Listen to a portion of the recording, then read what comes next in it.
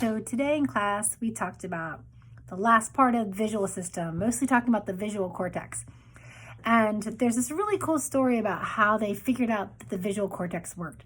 They were trying to figure it out by recording from brains where the eyes were looking at a screen. And what they found was that they couldn't stimulate with light in a way that the eye would send a signal back to the visual cortex in the back of the head. And they tried lots of different things, spots of black on white, spots of light on black background.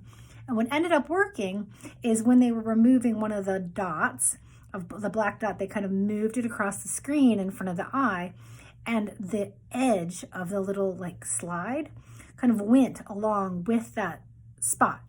And the eye saw it, right? Even though it wasn't the stimulus, and then the visual cortex had cells in it that responded to that edge being dragged across the visual field. And so it was really cool because it was like an accident and no one knew. They've been trying for years and years to try to get the visual cortex to light up when you saw light. No one could do it. And so this is really amazing. And so this got the Nobel Prize in the 1980s for this work.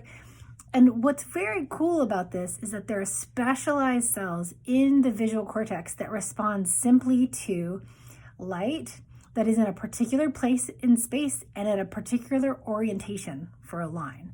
And there are other cells that respond to basically information that's summed up by a number of these first cells in a row. If they get activated 1, 2, 3, 4, in a row, they sense movement, so light coming across and activating those cells sequentially.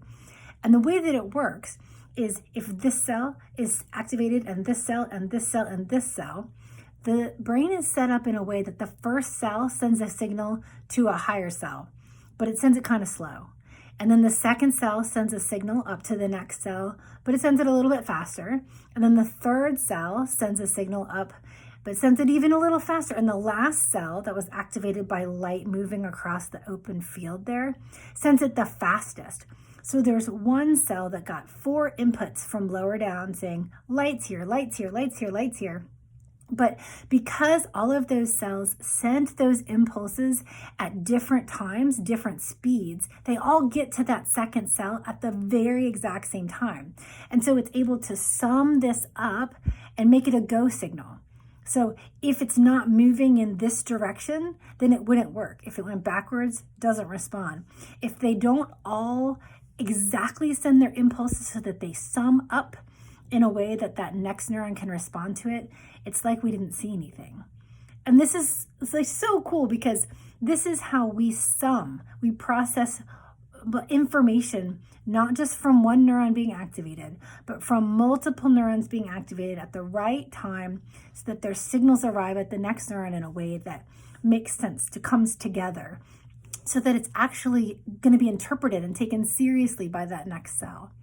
So this is one of the reasons I love the visual system, because it's so organized and lawful, and you can predict what's going to happen. And one of the coolest things about it is every step along the way, so from the eye back into the middle part of the brain, back to the visual cortex, and then even to other parts of the cortex that process things like faces and moving hands and things like that, there is further processing that's happening. You're refining features.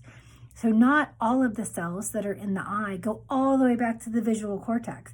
They have these midpoints where there are other neurons there whose role is just to kind of evaluate information. Say, okay, I'm going to take info from you and info from you, and I'm going to make a judgment call on whether I should fire or not. And so this hierarchical model is really cool because it means that the back of the brain only gets the important input. It doesn't get every single cell firing due to light. Okay, so it gets summation at each step.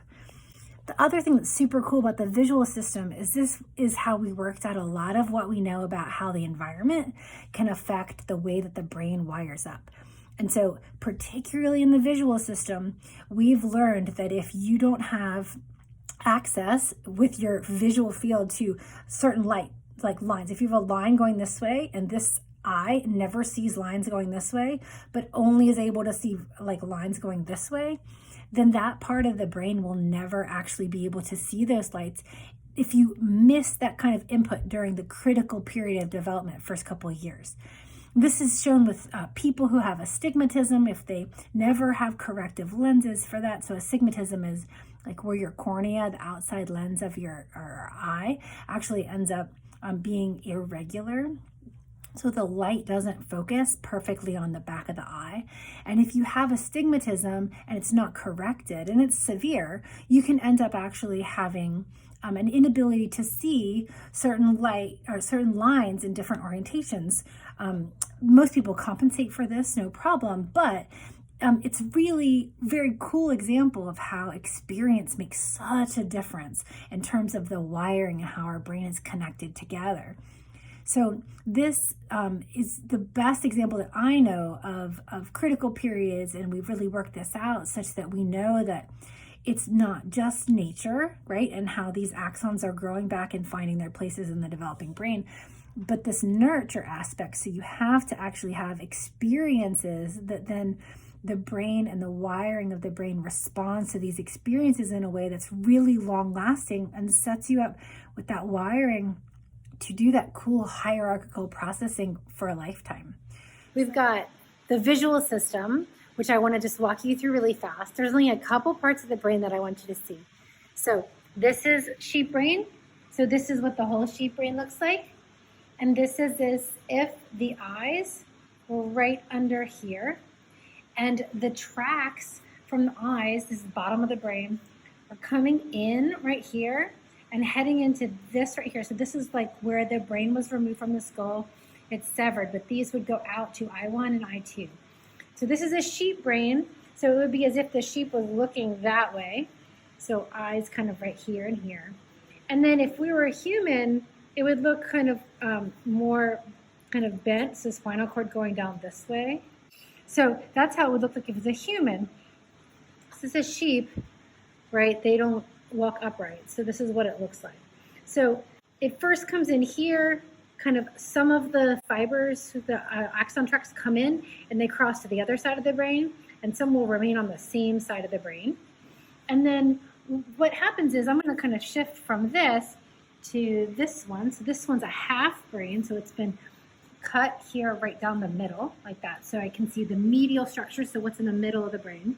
And you can see this is where the optic chiasm was. The optic tract is coming in, and it's going to go to a number of places. So the most important place that it's going to go is here, this round central thing right here. It's called the thalamus.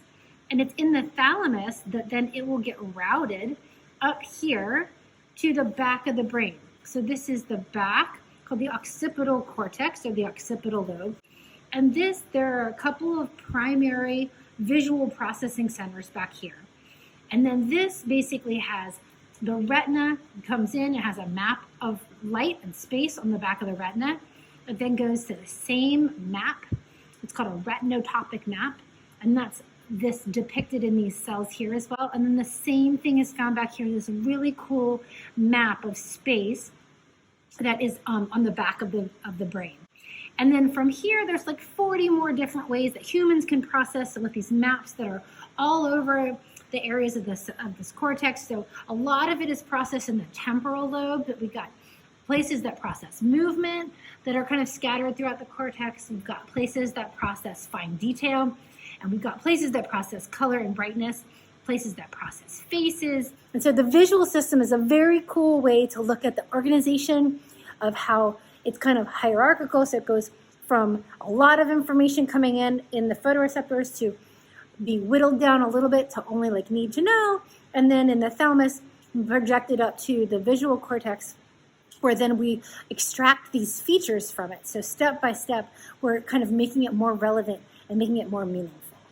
So thanks for listening, and we'll talk next time.